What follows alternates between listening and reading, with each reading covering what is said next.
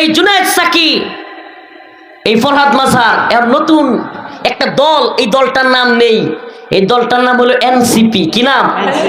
তারাও বাউল আবুল সরকারের পক্ষ নিয়ে তাওহীদি জনতার বিরুদ্ধে প্রতিবাদ জানাইছে। কি জানাইছে?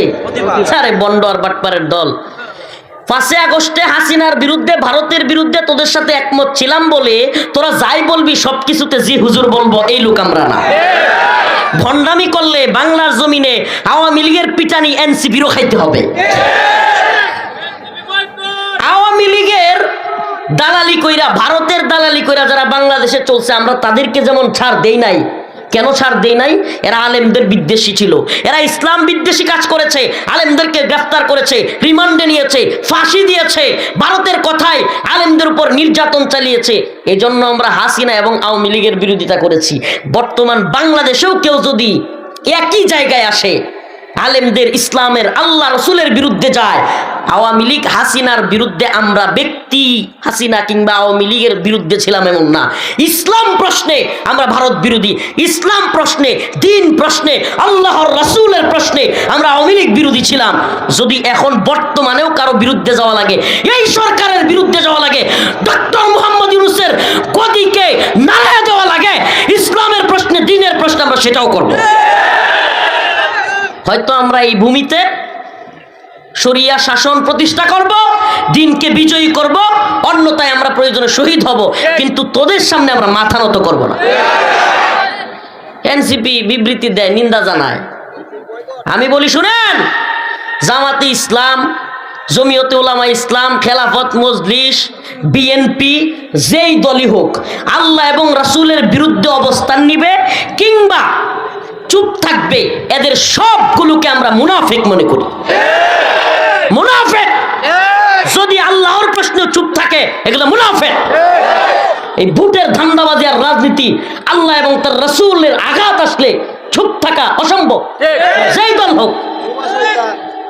ওয়ালাইন সালতাহুম লায়াকুলুন্না ইন্নামা কুন্না নাখুযু ওয়া নালআব ওয়ালাইন সালতাহুম লায়াকুলুন্না ইন্নামা কুন্না নাখুযু ওয়া নালআব কুল আবিল্লাহি ওয়া আয়াতিহি ওয়া রাসূলিহি কুনতুম তাস্তাহজিউন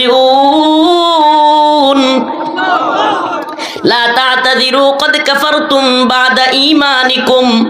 আল্লাহ রাব্বুল আলামিন আল্লাহর রাসূলকে বলতেছেন, মুমিনদেরকে উদ্দেশ্য করে বলতেছেন, সমাজের মধ্যে এমন কিছু লোক আছে যারা কিনা এমন অবস্থা করে যে তারা যখন সকলের সামনে থাকে তখন ইমানদার পরিচয় দেয়, কিন্তু এরা অন্তরের ভিতরে কিন্তু ইসলাম বিদ্বেষ লালন করে। কেন?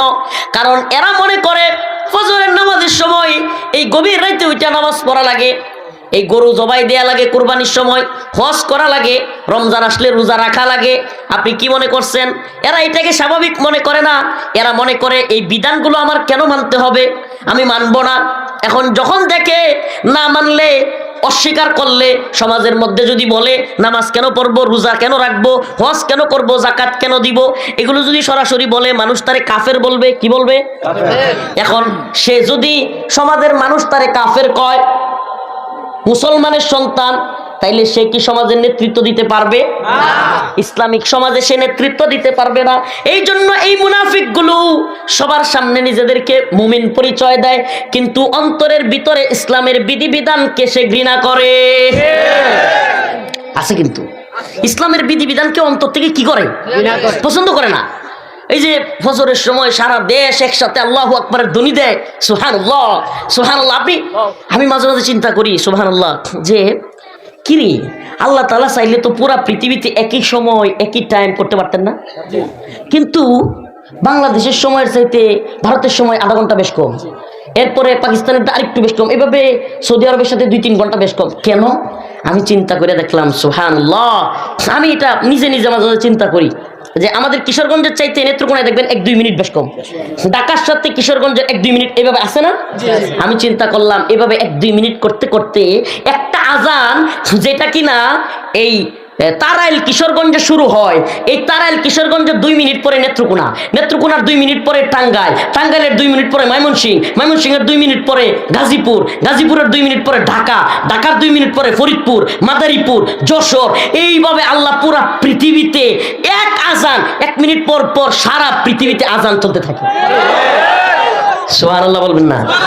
আল্লাহ তাআলা আজানের ধ্বনিটা সারা পৃথিবীতে একই সময়ে, মানে কোন টাইম 1 সেকেন্ড পরিমাণ আল্লাহু আকবারের ধ্বনি বন্ধ নাই।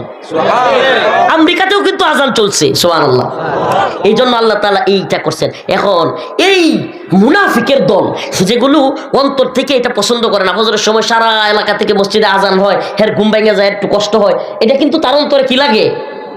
কষ্ট লাগে, সে সহ্য করতে পারে না। এখন কি করে? ফুটা এত বলতে পারবে না, বললে সে যেই হোক মাইট তো একটা মারিত পড়বো না, যদি একদিনে ফুইরাও যায় অন্য একজনে আবার তুলে দিব। তো এখন এটা কয় না, এখন না কইয়া অন্তরের ভিতরে এটা রাইখা আল্লাহর নবীরে যারা কটূক্তি করে, আল্লাহর নবীরে ইসলাম রে নিয়ে যারা করে, এদের পক্ষ নেই, মানে নিজে কয় না। আমি বুঝাইতে পারি নাই।